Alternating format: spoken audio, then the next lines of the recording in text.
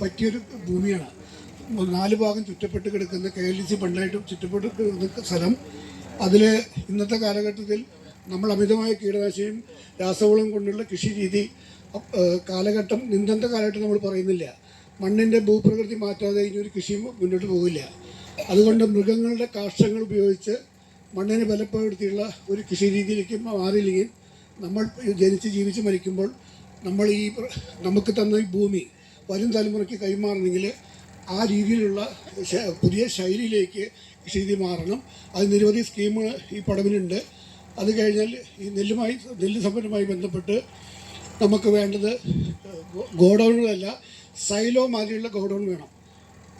ഇപ്പോൾ ഇവിടെ ഒരു ഗോഡൗൺ ഉണ്ടാക്കണമെങ്കിൽ 25,000-30,000 സ്ക്വയർ ഫീറ്റിലൊരു ഗോഡൗണിന് പകരം ഈ പെട്രോൾ സൂക്ഷിക്കുന്ന സൈലോ മാതിരിയുള്ള ഗോഡൗൺ വന്നു കഴിഞ്ഞാൽ കൃഷിക്കാർക്ക് സമയത്തിന് തന്നെ കൊയ്ത് കഴിഞ്ഞാൽ ട്രാക്ടറിൽ കൊണ്ടുവന്ന് ഒക്കെ പുതിയ മെക്കനൈസേഷൻ വേണം. ഈ ചാക്കും ഈ യൂണിയൻകാർ കയറ്റിറക്കും ലോഡിങ്ങും ഒക്കെ മാറ്റി നെല്ലെടുത്തു കഴിഞ്ഞാൽ അപ്പം തന്നെ സക്ക് ചെയ്ത് ട്രാക്ടറിലേക്ക് ആക്കി ഇവിടെ വന്ന് അപ്പം അതിന് തൂക്കം നോക്കി ഈ സൈലോയ്ക്ക് കയറ്റണം.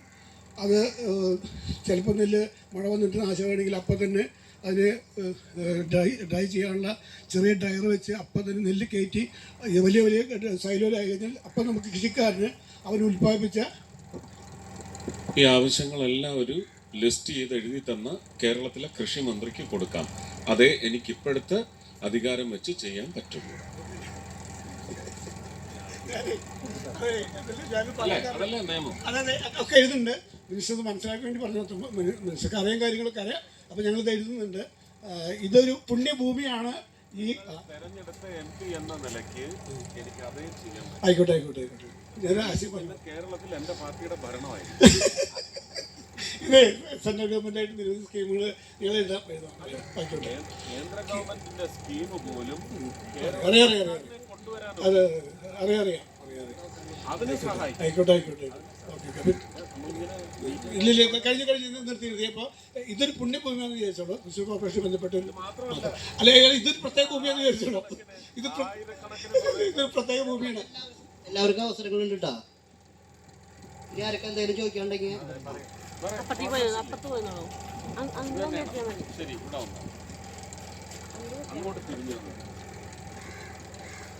ഞാൻ ഇവിടെ പറയുന്നത് നമ്മുടെ മന്ത്രിയുടെ ശ്രദ്ധയിൽപ്പെടുത്തുന്നത് നമ്മുടെ പ്രധാനമന്ത്രിയുടെ ആരോഗ്യ ഇൻഷുറൻസ് പദ്ധതിയുണ്ട്. അത് കേരളത്തിൽ നടപ്പിലായിട്ടില്ല. പക്ഷേ അതിനുവേണ്ടി പരിശ്രമിക്കണമെന്ന് 70 വയസ്സ് കഴിഞ്ഞ ആൾക്കാരാണ്. നമുക്ക് വലിയ കഴിവൊന്നുമില്ല. ഈ കാർഡ് പാസ്സാക്കി കഴിഞ്ഞാൽ നമ്മൾക്ക് വളരെയധികം ഉപകാരമുണ്ട്. അതുകൊണ്ട് ഇത്രം പറഞ്ഞുകൊണ്ട് എൻ്റെ വാക്ക് എല്ലായിടത്തും ഇനി മറുപടി കൊടുത്തു കഴിഞ്ഞാൽ കേന്ദ്രം 5 ലക്ഷത്തിൻ്റെ വരെ ഇൻഷുറൻസ് കവറേജ് ഉണ്ട്. കേരളം അത് ഒപ്പിട്ട് സഹകരിക്ക് തുടങ്ങിയിട്ടില്ല. അത് നിങ്ങൾ കേരള സർക്കാരിന് പാഠം പഠിപ്പിക്കുക. ഞങ്ങളല്ല കേരള സർക്കാരിനെ തിരഞ്ഞെടുത്തത്. ഞാൻ അടങ്ങുന്ന വ്യക്തി മലയാളികൾ തിരഞ്ഞെടുത്തതാണ്. കേരള സർക്കാർ അതിന് വഴങ്ങണം. ഇത് അന്വേഷിച്ചോളൂ. നിങ്ങൾ അങ്ങനെയാണോ അതിൻ്റെ നടപടിക്രമമെന്ന് അന്വേഷിച്ചോളൂ. കേരള സർക്കാർ എപ്പോൾ ഇത് അവരും കൂടെ ഇതിൻ്റെ ഭാഗമാണ് എന്ന നിലയ്ക്ക് മുന്നോട്ട് വരുന്നു അന്നേ ഈ ഇൻഷുറൻസ് നടപ്പിലാക്കും. എല്ലാ സംസ്ഥാനങ്ങളും അങ്ങനെ.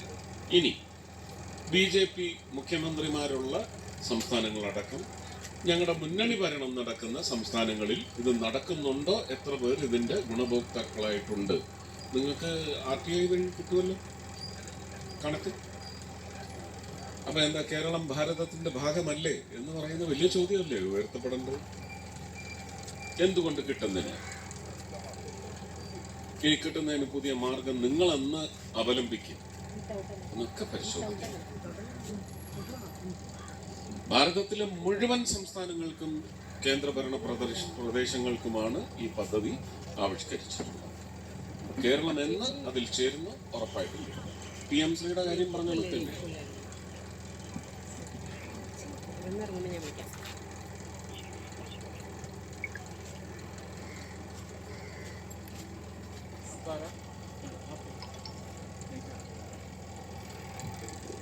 നമസ്കാരം. എൻ്റെ പേര് പത്മജ. നമ്മൾ സാറിൻ്റെ ശ്രദ്ധയിൽപ്പെടുത്താൻ വേണ്ടിയിട്ട് പറയുന്നത്, നമ്മളിപ്പോൾ ഇലക്ഷൻ വർക്കിൻ്റെ സമയത്തൊക്കെ നമ്മൾ ആ തുരുത്തിൻ്റെ ഇടയ്ക്കൊക്കെ പോകുമ്പോൾ അവരെല്ലാവരും ഒരു വിഷമം അവരെല്ലാം എപ്പോഴും പറയാറുണ്ട്. ചെറിയ കുട്ടികളൊക്കെ ഉണ്ട്, അപ്പോൾ അവർക്ക് വെള്ളം കയറി കഴിഞ്ഞ് കഴിഞ്ഞാൽ ഇവിടെയുള്ള കൗൺസിലർമാരുടെ അടുത്തൊക്കെ അവർ പറഞ്ഞിട്ടുണ്ടായിരുന്നു, ഇതുവരെ അവർക്ക് അത് സാധിച്ചു കൊടുത്തിട്ടില്ല. അപ്പോൾ അവർക്ക് ഇവിടുന്ന് അങ്ങോട്ട് പാലം ഇറങ്ങി കഴിഞ്ഞാൽ വെള്ളം കയറി കഴിഞ്ഞ് കഴിഞ്ഞാൽ അവർക്ക് അങ്ങോട്ടും ഇങ്ങോട്ടും പോകാനായിട്ട് ഭയങ്കര ബുദ്ധിമുട്ടാണ്. അപ്പോൾ അവർക്ക് ഇവിടുന്ന് ഒരു റോഡ് ഉണ്ടാക്കി കൊടുക്കണമെന്ന് അവരെപ്പോഴും നമ്മുടെ അടുത്ത് പറയാറുണ്ട്. അപ്പോൾ അത് സാറിൻ്റെ ശ്രദ്ധയിലൊന്ന് പെടുത്തുകയാണ്. ഞാൻ ആ കൗൺസിലർ കുറ്റം പറയില്ല. ആ കൗൺസിലർ എൻ്റെ പാർട്ടിക്കാരനല്ല, എങ്കിലും ഞാൻ കുറ്റം പറയില്ല. കാരണം കേരളത്തിലെയും കോർപ്പറേഷൻ്റെയും ഭരണപക്ഷത്തുള്ള ആളല്ല, അതുകൊണ്ട് അദ്ദേഹത്തെ കൊണ്ട് സാധിക്കില്ല.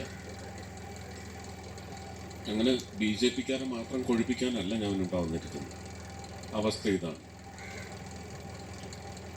ഭരണം കൈയാളുന്നവർക്കാണ് നിർവഹണത്തിൻ്റെ കാര്യത്തിൽ കയ്യൂക്ക്. പക്ഷെ അതൊരു അഴിമതിയിൽ ട്രിപ്പിൾ ഡോക്ടറേറ്റ് എടുത്ത പാർട്ടിയാണെങ്കിൽ പിന്നെ അത് അവർ വഴിയും നിങ്ങളിലേക്ക് എത്തില്ല. നടന്നുകൊണ്ടിരിക്കുന്ന കാര്യം നമ്മളെ പത്രക്കാർ തന്നെ ധരിപ്പിച്ചുകൊണ്ടിരിക്കുന്ന സത്യമല്ലേ ഇത്? അവസരം വരുമ്പോൾ നിങ്ങൾ അതിന് കൃത്യമായ മറുപടി കൊടുക്കണം. അതും കൂടി പറയാനാണ് ഈ സംഘം. ഇത് തുടങ്ങിയ കാലഘട്ടത്തിൽ അങ്ങനെ ആയിരുന്നില്ല. പക്ഷെ നിങ്ങൾ ഉന്നയിക്കുന്ന ഒരു വിഷയത്തിനും ടൂറിസത്തെ ബന്ധപ്പെടുത്തി പോലും എനിക്ക് തിരിച്ചൊരു വ്യക്തമായ നടപടിയിലേക്ക് പോകുന്ന മറുപടി തരാൻ പറ്റുന്നില്ല. കോപ്പറേറ്റീവ് ഫെഡറലിസമാണ് അതിന് കാരണം. ടൂറിസത്തിൽ ഞാൻ ഇവിടെ എന്തെങ്കിലും ചെയ്യണമെങ്കിൽ കേരള സംസ്ഥാന സർക്കാർ എനിക്ക് അപേക്ഷ തരണം, അല്ലെങ്കിൽ നിർദ്ദേശം തരണം, എങ്കിൽ മാത്രമേ ചെയ്യാൻ പറ്റൂ. പറഞ്ഞ് മനസ്സിലാവുന്നുണ്ടോ? പക്ഷെ അങ്ങനെ ഒരു സർക്കാരിനെ നിങ്ങൾക്ക് ഇവിടെ തിരഞ്ഞെടുക്കാൻ സാധിക്കും. അതിനവസരം വരുമ്പോൾ അത് ചെയ്യുക. ഞാൻ നേരത്തെ പറഞ്ഞ മറുപടി തന്നെയാണ്. 19 സംസ്ഥാനങ്ങളിലെ BJP മുഖ്യമന്ത്രിമാരുണ്ടെങ്കിൽ എങ്ങനെ നമ്മളെക്കാൾ മെച്ചപ്പെട്ട, അത് BJP ഭരണമായതുകൊണ്ട് എന്ന് പറയുന്നത് ഉടങ്കൊല്ലി ന്യായമാണ്. അതൊന്നും അംഗീകരിക്കാനൊക്കത്തില്ല. പദ്ധതികളുമായിട്ട് സഹകരണം, അത് ആയുഷ്മാൻ ആരോഗ്യ മന്ദിറാണ്. മന്ദിർ എന്ന് ഹിന്ദിയിൽ പറഞ്ഞത് അമ്പലം എന്നല്ല, അങ്ങനെ വ്യാഖ്യാനിക്കുന്ന ആണ് ഇവിടെ ഉള്ളത്. ഞാൻ എന്ത് ചെയ്യാന്? മന്ദിരം. അങ്ങനാണെങ്കിൽ കാര്യാലയം എന്ന് വെക്കാനൊക്കത്തില്ലല്ലോ. ഓഫീസ് എന്നുള്ളതിന് ഉള്ള മലയാള പദമാണ് കാര്യാലയം. അത് RSS ആണ് കാര്യാലയം എന്ന് പറഞ്ഞാൽ അത് ഒഴിവാക്കേണ്ടതല്ലേ? പഞ്ചായത്ത് ബോർഡ് എഴുതി വെച്ചിട്ടില്ലേ കാര്യാലയം, പഞ്ചായത്ത് കാര്യാലയം. ആയുഷ്മാൻ ആരോഗ്യ മന്ദിർ. ഒരു മന്ത്രിയുടെ കസർത്ത് കണ്ടല്ലോ അല്ലേ? ആ കസർത്ത് പിന്നെ എങ്ങനെ ഒടിഞ്ഞു എന്നുള്ളതും കണ്ടല്ലോ അല്ലേ?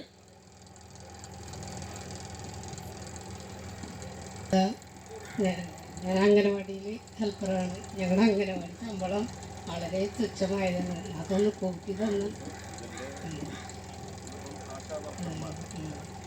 എത്രയാണ് ആശാ വർക്കർമാരുടെ കേന്ദ്രം കൂട്ടിയത്? 1500 രൂപയാണ്. ഇവിടെ ഇലക്ഷന്റെ പശ്ചാത്തലത്തിൽ എത്ര രൂപയാണ് കൂട്ടിയത്? 400 രൂപ.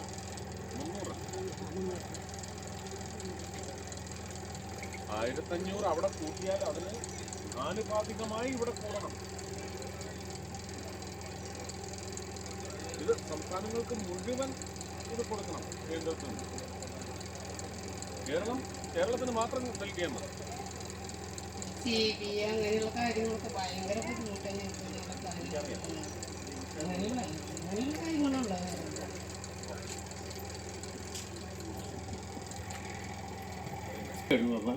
ഞാൻ ഇവിടെ കൃഷിക്കാരനാണ്. ഇവിടെ ജൈവ കൃഷി ചെയ്താണെന്നൊരു ആഗ്രഹം ഉണ്ടായിരുന്നു. പക്ഷെ എന്താണ് ഈ പുല്ലിൻ്റെ ഒരു ആധിക്യം? പുല്ല് വലിച്ചിട്ടൊന്നും ഇന്നത്തെ കാലത്ത് ഇവിടെ പുല്ലുവലി നടന്നിട്ട് നമുക്ക് കൃഷി ചെയ്യാൻ പറ്റില്ല. മരുന്നടിച്ച് കഴിഞ്ഞാൽ അത് അതിലും വലിയ ദോഷങ്ങളുണ്ട്. അപ്പോൾ അതിനെന്ത് ചെയ്യണം എന്നുള്ളത് മറ്റുള്ള ഉള്ള ആൾക്കാരും പ്രസിഡൻറ്റും അയ്യബാബൊക്കെ ഉണ്ട്. അവരൊന്ന് സഹകരിച്ചിട്ട് അതിനൊരു മാർഗം നിന്നിട്ട് വലിയ ഉപകാരം എനിക്ക് പറയുള്ളൂ. ഇത് എത്ര കാലമായിട്ട് ഇതിന്റെ ശ്രമം നടക്കുന്നുണ്ട്? എത്ര വർഷം? എനിക്ക് 20 വർഷക്കാലം നിങ്ങൾ 4 MP-മാരെ തിരഞ്ഞെടുത്തിട്ടുണ്ട്, 4 MLA-മാരെ തിരഞ്ഞെടുത്തു അല്ലേ, 4 കൗൺസിലർമാരെ തിരഞ്ഞെടുത്തു. എന്നിട്ടും നടന്നിട്ടില്ല. ഇവർ സംയോജിതമായി കേരള സർക്കാരിൻ്റെ സഹകരണത്തോട് മാത്രമേ ഇവർക്ക് ചെയ്യാൻ പറ്റുള്ളൂ. ഞാൻ അവരെ കുറ്റം പറഞ്ഞാണ്. പക്ഷെ കോൺഗ്രസിൻ്റെ ഒരു കൗൺസിലർ നിങ്ങൾക്ക് ഇവിടെ ഉണ്ടായിരുന്ന സമയത്ത് കേരളത്തിലെ ഭരണം കോൺഗ്രസ് ആണ് നടത്തിയിരുന്നതെങ്കിൽ പിന്നെ കുറ്റം പറയേണ്ടി വരും. ഭരണം കയ്യിലിരിക്കുമ്പോൾ അത് സാധിച്ചു തരാൻ അവർക്ക് കഴിവില്ലായിരുന്നുവെങ്കിൽ നിങ്ങൾ പിന്നെ തീരുമാനിക്കണം. നമുക്കൊരു പ്രൊഡ്യൂസർ കമ്പനി CEO ആണ്. കുച്ചിപ്പാടി പ്രൊഡ്യൂസർ കമ്പനി CEO ആണ്. കേന്ദ്ര ഗവൺമെൻറ്റായിട്ട് അസോസിയേറ്റ് ചെയ്യുന്ന നിരവധി പദ്ധതികളുണ്ട്. നമ്മൾ മിനിസ്റ്ററൊന്ന് കാണാം. അല്ലല്ല, കേന്ദ്ര ഗവൺമെന്റിന്റെ പദ്ധതിയെല്ലാം ലിങ്കാണ് കേരളവുമായിട്ട്. അത് 80-20%, 20-80%, 60-40, 40-60, 50-50 അങ്ങനെ പല ക്രമീകരണത്തിലുണ്ട്. ഇതെല്ലാം കേരള സർക്കാർ അതിന് അംഗീകരിച്ച് അതുമായിട്ട് സഹകരിക്കുമെന്ന് MOU സൈൻ ചെയ്യാതെ ഈ പദ്ധതികളൊന്നും നടപ്പിലാവില്ല. നെല്ല് സംഭരണം എത്ര കാശ് കിട്ടാനുണ്ട്? അപ്പോൾ കഴിഞ്ഞ നിയമസഭാ സമ്മേളനത്തിൽ മന്ത്രി ശ്രീ അനിൽകുമാർ അവിടെ വലിയ പ്രഖ്യാപനം നടത്തിയല്ലോ. ആ പ്രഖ്യാപനത്തിൽ പറഞ്ഞ കാര്യങ്ങളെല്ലാം സംഭവിച്ചോ? സംഭവിച്ചില്ലെങ്കിൽ ആരെങ്കിലും അത് ചോദ്യം ചെയ്തോ? കോടതിയിൽ പോയി ചോദ്യം ചെയ്യണം. സത്യമാണോ ഈ പറഞ്ഞതെല്ലാം? കേന്ദ്രം കൊടുക്കുന്നില്ല എന്ന് പറഞ്ഞതും സത്യമാണോ എന്ന് അന്വേഷിക്കണം. സത്യമാണ്. കേന്ദ്രം എന്നും കൂട്ടും, ഇവരൊന്നും കുറയ്ക്കും. ഇതിനെതിരെ ഞങ്ങൾ ഒരു കർഷക മോർച്ച പുതിയതായിട്ട് സംവിധാനം ഉണ്ടാക്കിയിട്ടുണ്ട്. കേരളത്തിലെ പ്രത്യേകം തന്നെ കുമ്മനം രാജശേഖരൻ്റെ രാജേന്ദ്രൻ്റെ കീഴിലൊരു അസോസിയേഷൻ ഉണ്ടാക്കിയിട്ടുണ്ട്. അതിൽ സമരപരിപാടികൾ നടക്കുന്നുണ്ട്. അത് പൂർത്തീകരണത്തിന് അടുത്തുണ്ടാവും. അതിന്റെ ഫലം എന്ത്? ഫലം അടുത്തുണ്ടാവും.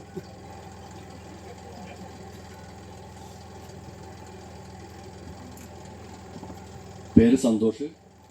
പുല്ലഴിയിൽ ഒരുപാട് ആളുകളുടെ ഉപജീവന മാർഗമായിട്ടുള്ള പുല്ലഴി കേരള ലക്ഷ്മി മില്ല് കേന്ദ്ര ഗവൺമെൻറ്റിൻ്റെ സ്ഥാപനമാണ്. അത് പൂട്ടിയിട്ട് കാലങ്ങളായി. അത് തുറന്ന് പ്രവർത്തിക്കാൻ എന്തെങ്കിലും ചെയ്യാൻ സാധിക്കുമോ എന്നുള്ളതാണ് ചോദ്യം. അന്വേഷിക്കാം. അത് NTC അത് ഡിപ്പാർട്ട്മെന്റ് വേറെ. അത് കാലാവധി നിശ്ചയിച്ച് കൊടുത്തു. 2 പ്രാവശ്യം അത് നീട്ടിത്തരികയും ചെയ്യും. നിങ്ങൾ ആവശ്യപ്പെട്ട കാലാവധിയിലേക്ക് 2 പ്രാവശ്യം അത് നീട്ടിത്തരികയും ചെയ്യും. അതിനപ്പുറം നമുക്ക് കൃഷി വകുപ്പ് അതിന് പ്രതി സംവിധാനം കണ്ടെത്തുക എന്നുള്ളതാണ് ഇവിടുത്തെ ഉത്തരവാദിത്വം. കൃഷി വകുപ്പ് അതാ പറഞ്ഞേ, ഇവിടുത്തെ കൃഷി വകുപ്പ് അതിന് പ്രതി സംവിധാനം കണ്ടെത്തണം. നിങ്ങൾക്ക് ഉപയോഗയോഗ്യമായിട്ടുള്ള സ്ഥാപനം ഇത് ഒരു അന്യ സ്ഥാപനത്തിലാണ് ഇതുവരെ വർദ്ധിച്ചു കൊണ്ടിരുന്നത്. അവർക്കത് മറ്റ് ക്രയവിക്രയങ്ങൾക്ക് വേണ്ടി ഉപയോഗിക്കാനുള്ളതുകൊണ്ട് നിങ്ങൾ ഒഴിപ്പിക്കാൻ ശ്രമിച്ചാൽ സംസ്ഥാനം അതിന് പ്രതി സംവിധാനം കണ്ടെത്തണമെന്നാണ്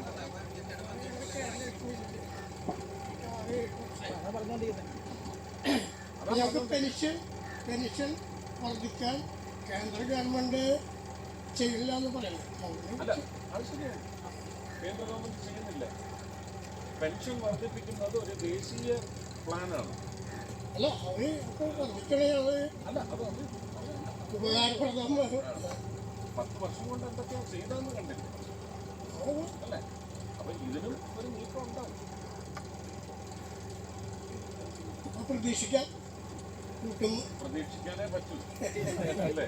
പ്രതീക്ഷിക്കേണ്ട ആരെങ്കിലും പറയും. പുതിയ പേ കമ്മീഷനൊക്കെ രൂപീകരിച്ചിട്ടുണ്ട്. അവരുടെയൊക്കെ പരിഗണനയിൽ അത് വന്നാൽ നടപ്പിലാവും. Thank you.